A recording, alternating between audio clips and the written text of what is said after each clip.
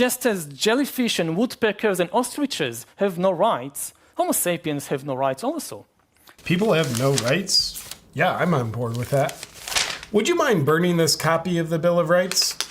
I don't think it ever existed. Good evening and welcome to We Lie to You News. The GOP race is heating up to the temperature of assassination to set the stage for the upcoming 2024 election, aka the next phase of the Civil War. We'll have a mostly censored report on what's going on there, along with breaking news from the World Economic Forum on what they're going to take away from you next, which is only all of your human rights. A 50-year-old man is now competing in swimming as a 13-year-old girl, and we'll also give you the rundown on a man competing as Michelle Obama in the 2024 election. The secret's out. We'll have all of that and potentially less in tonight's broadcast, starting with assassination threats. Alexe Sorose, acclaimed for nothing and only known for being the son of communist mega-donor George Soros, recently made some waves with a felony offense that he'll definitely be getting away with. Alexe Sorose recently released this tweet, claiming that the crime and inflation problems that have been plaguing the nation have now been remedied. Based on the review of our definitely independent fact checkers, those claims are completely unfactual and therefore have been fact-checked as true.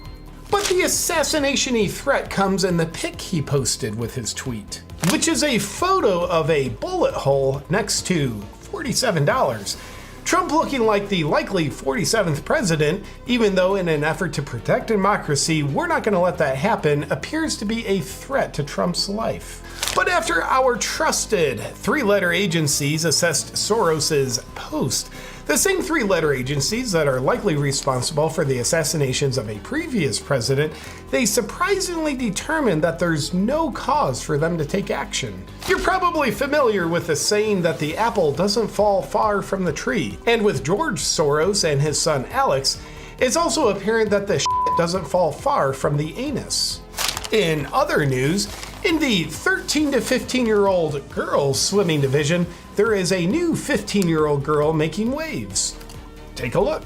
The infamous 50-year-old man who identifies as a 13-year-old girl, that allows Nicholas to swim with the teenage girls. Oh, and by the way, change and shower with them as well.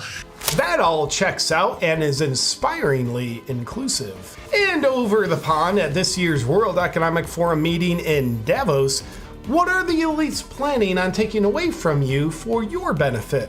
Answer: coffee. Take a look. Typically, the coffee that we all drink emits between 15 and 20 tons of CO2 per ton of coffee. So we should all know that this is every time we drink coffee, we are basically putting CO2 into the atmosphere. That gentleman who flew in his private jet from overseas to a private jet airport in Switzerland and then took a helicopter from that airport to Davos is morally rooted enough in his quest to reduce CO2 emissions that he was willing to take on the burden of telling the public that they can't have coffee anymore. And I am grateful for his service to humanity.